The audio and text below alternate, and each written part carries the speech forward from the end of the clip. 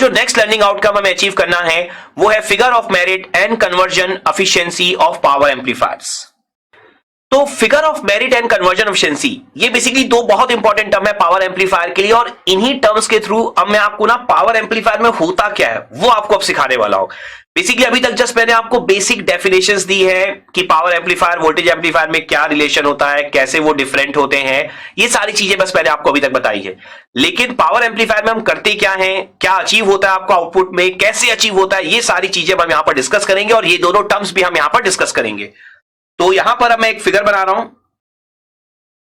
तो यहां पर इस फिगर में आप देख सकते हैं कि जो इनपुट है पावर एम्पलीफायर का वो वीक एसी पावर है, और जो आउटपुट है आपका वो स्ट्रॉन्ग एसी पावर है। तो बेसिकली पावर एम्पलीफायर करता क्या है, वो वीक एसी पावर को स्ट्रॉन्ग एसी पावर में कन्वर्ट करता है by using DC power from biasing supply.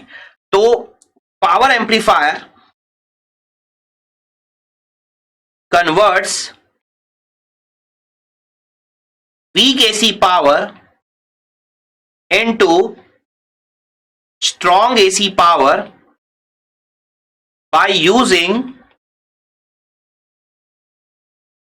DC power from biasing supply। ये करता है आपका पावर एम्पलीफायर। तो यहां पर अब अगर मैं बात करता हूं कन्वर्जन एफिशिएंसी की, जिसे हम ईटा से शो करेंगे through out the topic of power amplifier, तो कन्वर्जन एफिशिएंसी या ईटा क्या होता है आपका, ये होता है PAC अपॉन PDC। अब अगर हम यहां पर बात करें PAC की, तो PAC होता है आपका आउटपुट एसी पावर, जो हमें पता है स्ट्रॉन्ग एसी पावर होता है, हमने अभी डिस्कस किया है फिगर में। और PDC क्या होता है आपका DC power from biasing supply, जो हमने अभी अभी फिगर में शो किया है। तो आपको पॉइंट बस यही चेक करना है कन्वर्जन एफिशिएंसी में कि कितना डीसी पावर जो है वो एसी पावर में कन्वर्ट किया गया। एक्चुअल में आप देखेंगे इनपुट एसी पावर का कोई यूज ही नहीं है फॉर्मूले में, वीक एसी पावर का कोई यूज नहीं है। मेनली क्या होता है, इनपुट तो आप वीक एसी पावर दे देते हैं, उसको आप नेग्लिजिबल ही मान के चल रहे हैं। मेन क्या है, डीसी पावर जो आप बायसिंग सप्लाई से ले रहे हैं, जो आप यहां पर फिगर में देख सकते हैं, उसको आप कितना एसी पावर में कन्वर्ट कर पा रहे हैं, यही होता है आपका कन्वर्जन एफिशिएंसी। तो जितना आपका आउटपुट एसी पावर ज्यादा होगा उतनी आपकी कन्वर्जन एफिशिएंसी भी क्या होगी, ज्यादा होगी। आप इस फॉर्मूले से देख सकते हैं। तो हम जितने भी एम्पलीफायर पढ़ेंगे like class A, class B, class C, सब में हम कन्वर्जन एफिशिएंसीज के फॉर्मूले जरूर डिस्कस करेंगे।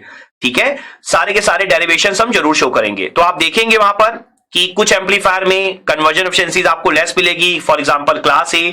क्लास सी में आपको सबसे ज्यादा मिलेगी, 90% से भी ऊपर मिलेगी आपको कन्वर्जन एफिशिएंसी। तो सारी चीजें हम यहां पर डिस्कस करने वाले हैं।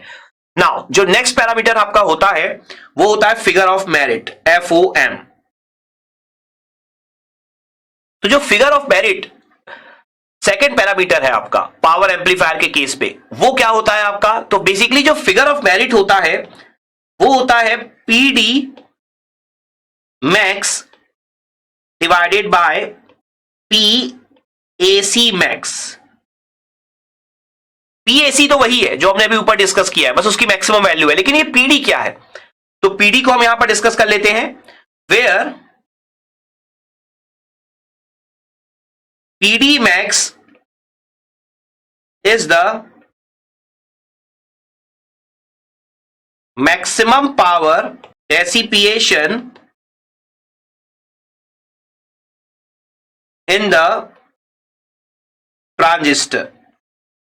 तो PD max क्या है, मैक्सिमम कितना पावर डेसिपिएट होगा ट्रांजिस्टर में। तो बेसिकली होता क्या है, अगर मैं आपको एक सिंपल सा आइडिया दूं, एक एग्जांपल मैं अगर आपको यहां पर दे दूं जिससे आपको ये थ्योरी समझ में आ जाए, तो देखिए होता क्या है कि जो आपका डीसी पावर होता है ना, जो आप बायसिंग सप्लाई से ले रहे हैं, वो क्या होता है, एक तो पावर डेसिपिएशन में वेस्ट होता है और दूसरा आपका जाता है एसी पावर में। जस्ट मैं आपको एक एग्जांपल दे रहा हूं, और भी फैक्टर्स हो सकते हैं लेकिन मेनली आपके यही दो फैक्टर होते हैं। तो पावर डेसिपिएशन जितना ज्यादा होगा ऑब्वियस सी बात है उतना एसी पावर कम होगा। देखिए ना, आप क्या कर रहे हैं, आप डीसी पावर ले रहे हैं बायसिंग सप्लाई से, उसमें से कुछ पावर क्या हो गया, ट्रांजिस्टर में डेसिपिएट हो गया, एक तरह से वेस्ट हो गया पावर एम्पलीफायर के रेस्पेक्ट में देखें तो, और कुछ पावर आपका एसी पावर में कन्वर्ट हो गया। तो आपका टारगेट तो एसी पावर ही है। तो यहां पर पीडी मैक्स मतलब कितना मैक्सिमम पावर आपका ट्रांजिस्टर में डेसिपिएट हुआ है। ठीक है, तो यहां पर अगर आप देखते हैं फिगर ऑफ मेरिट क्या है कि कितना मैक्सिमम डेसिपिएट हो सकता है, और पीएसी मैक्स क्या है, कितना मैक्सिमम आउटपुट एसी पावर आपको मिल सकता है।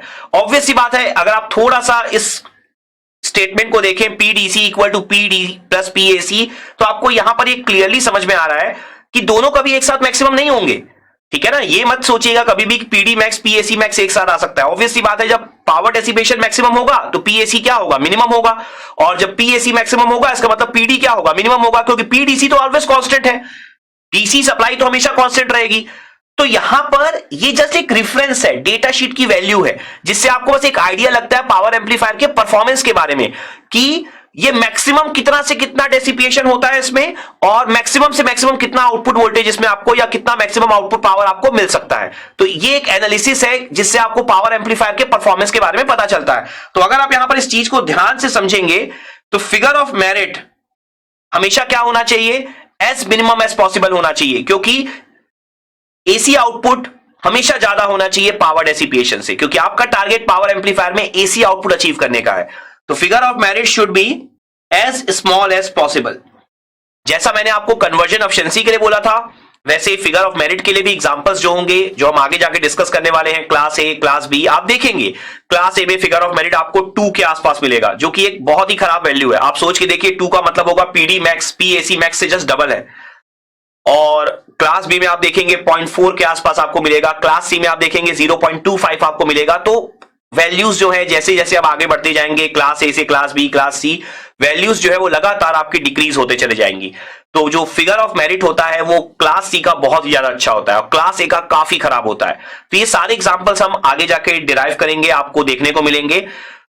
तो आई होप ये जो हमने अभी 2 डेफिनेशंस देखी है, conversion efficiency and figure of merit की, और साथ ही साथ हमने पावर एम्पलीफायर का जो वर्किंग भी देखा कि पावर एम्पलीफायर करता क्या है बेसिकली, ये सारे कंसेप्ट आपको बहुत अच्छे से यहां पर समझ में आ गए होंगे। एंड ये जो थर्ड लर्निंग आउटकम है, figure of merit and conversion efficiency of power amplifiers, I hope ये लर्निंग आउटकम भी आपने बहुत अच्छे से यहां पर अचीव कर लिया होगा। Let's have a quick knowledge check.